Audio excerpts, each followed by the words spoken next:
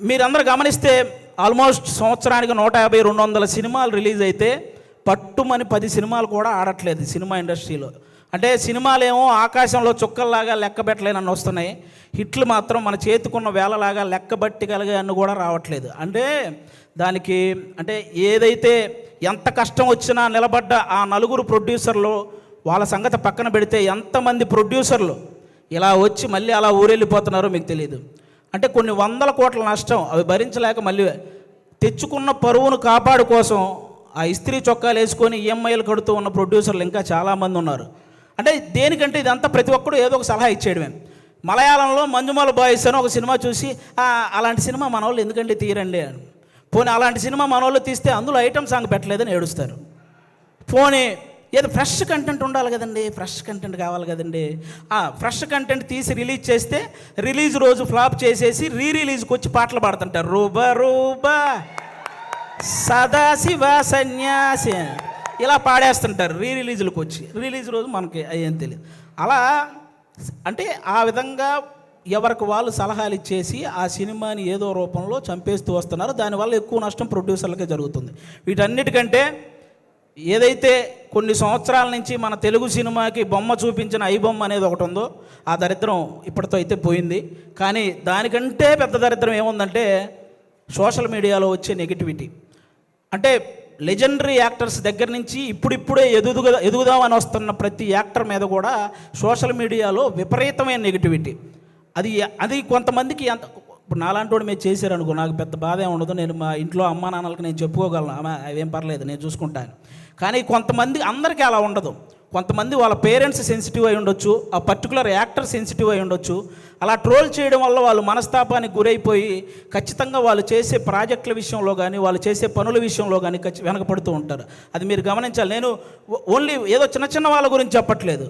మన తెలుగు సినిమాని ఆల్మోస్ట్ మన దేశాన్ని తలెత్తుకునేలా చేసిన రాజమౌళి గారు లాంటి వాళ్ళే ఒక పోస్టర్ వదిలితే దాని మీద ట్రోల్ చేసి ఆయన్ను కూడా తలదించుకునేలా చేస్తున్నాం. అరే ఒక అనుకున్న ఈవెంట్లో అనుకున్న టైం ప్రకారం ఒక గ్లిమ్స్ ప్లే అవ్వలేదని ఎమోషనల్ అయ్యాడు. అంటే ఆయనకు ఆ సినిమా పట్ల ఉన్న హార్డ్ వర్క్ గురించి, ఆయనకు ఆ సినిమా పట్ల ఉన్న డెడికేషన్ గురించి మనం హ్యాట్స్ ఆఫ్ చెప్పాల్సింది పోయి అందులో కూడా ఏవో కారణాలు వెతుక్కొని ఎలాగోలాగో ట్రోల్ చేయాలి.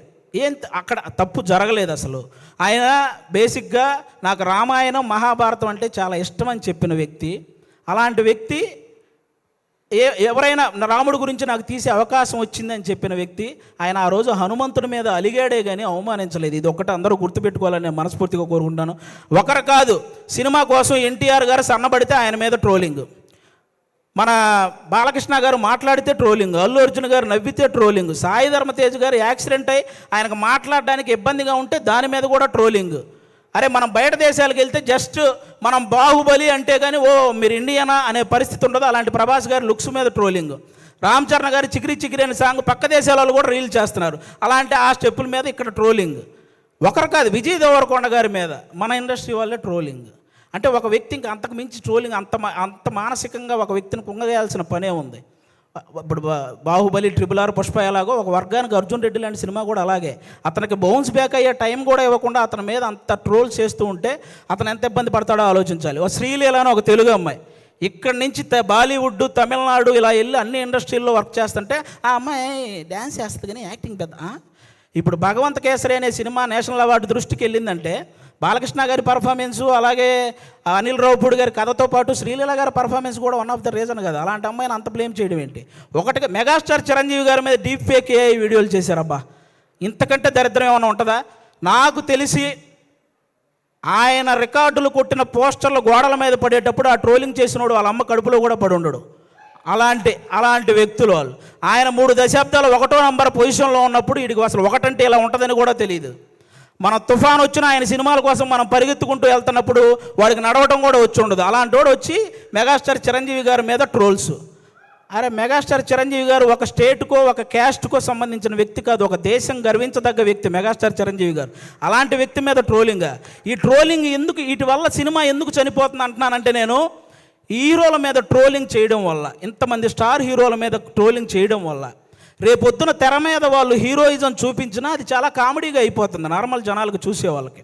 అందుకే ఆ హీరోయిజం ఫెయిల్ అవుతుంది కాబట్టే సినిమాలు ఫెయిల్ అవుతున్నాయి. అరే 100 కోట్లు ఖర్చు పెడుతున్న ప్రొడ్యూసర్లు, ఒక పక్క ఒక సినిమా హిట్ అయితే ఇంటికెళ్ళి మా అమ్మ నాన్నకి చెప్పుకుంటామని వెయిట్ చేస్తున్న డైరెక్టర్లు, ఒక సక్సెస్ వస్తే కానీ ఇంకో సినిమాలో మళ్ళీ కంటిన్యూ చేయరు అని ఆశపడే టెక్నీషియన్స్, అరే ఫ్యామిలీస్ని వదిలేసి అభిమానుల కోసం హిట్ ఇవ్వాలని చెప్పి కష్టపడుతున్న హీరోలు, ఒక సినిమా హిట్ అయితేనే జీతం పెరుగుతుందని ఆశించే సినిమా కార్మికులు, ఇంతమంది కష్టాన్ని ఒక చిన్న నెగిటివిటీ ట్రోలింగ్తో మీరు కంప్లీట్గా దాన్ని చంపేస్తున్నారు. ఒక్కరు కాదండి, అసలు ట్రోలింగ్ అంటే ఇప్పుడు మీరు బ్రహ్మానందం గారి రియాక్షన్స్తో మీరు ట్రోల్ చేస్తారు, అవి మేము కూడా నవ్వుకుంటాం, అందరూ నవ్వుకుంటారు. కానీ ట్రోలింగ్ అనేది నవ్వుకునేలా ఉండాలి కానీ నవ్వుల పాలు చేసేలా ఉండకూడదని ఒకసారి ఆ చేసే వాళ్ళకి నేను మనస్ఫూర్తిగా కోరుకుంటున్నాను.